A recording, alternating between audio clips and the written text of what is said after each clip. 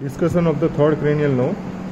Here we can see this is the mid-sagittal section. Here you can see this is the cerebellum. You can see this is the brain stem. Inside the brain stem, this is the midbrain. Here this is the inferior colliculi. Just above it there is a superior colliculi. This one is the pons and this one is the medulla oblongata. Here you can see the superior view. Here you can see this is the midbrain section. This is the brownish color structure. You can see this is the midbrain. It divided into the three parts.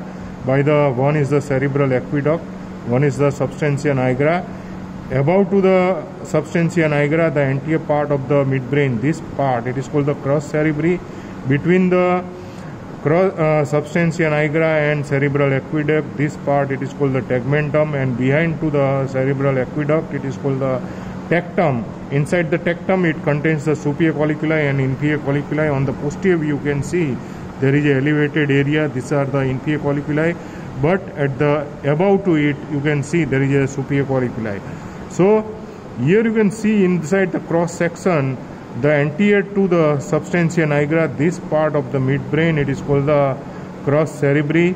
Between the substantia nigra and cerebral aqueduct, this part it is called the tegmentum, and between the cerebral aqueduct and behind to the cerebral aqueduct, the part of the midbrain, it is called the tectum. It contains the superior and inferior colliculi. Here inside the tegmentum you can see this is the red nucleus. It is the part of the extrapyramidal system. Red nucleus and substantia nigra both are the part of the extrapyramidal system. And inside the crus cerebri there are fiber of the corticopontine, frontopontines, temporopontine, occipitopontine, all these fibers which is passes through this crus cerebri. Now we can see this is the third cranial nerve which arise. There is a gray matters around to the cerebral aqueduct. There is a gray matters which it is called the oculomotor nucleus, and this oculomotor nucleus through the substantia through the red nucleus which emerge anteriorly on the anterior part of the substantia nigra, and it enter inside the interpeduncular fossa.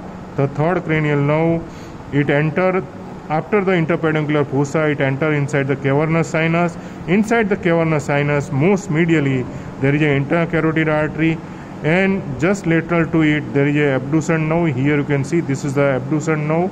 This is the abducent nerve, and most upper part of the cavernous sinus, it contains the oculomotor nerve, and below to it, there is a trochlear nerve, and the upper divisions, two divisions of the trigeminal nerve, mainly the ophthalmic and the maxillary division lies inside the cavernous sinus, but the mandibular division not lies inside the cavernous sinus. Here you can see the third nerves which between the above there is a artery, it is called the posterior cerebral artery, and below there is a superior cerebellar artery. This is the superior cerebellar artery. Through the interpeduncular fossa, in between the posterior cerebral and superior cerebellar artery, then it enter inside the cavernous sinus. Inside the cavernous sinus, it lies into the upper part, and then the third cranial nerve which enter inside the orbit through the superior orbital fissures into the most into the middle part of the superior orbital fissure. It divide into the superior division and inferior division. Superior division supplies to the levator palpebral superioris and superior rectus. Inferior division it supplies to the medial rectus, inferior rectus and inferior oblique muscles. It also carries the parasympathetic fibers of the Edinger-Westphal nucleus. The Edinger-Westphal nucleus also all the side of the gray matters of the oculomotor nerves, and it carries the fiber of the parasympathetic fibers. It along with the oculomotor nerves.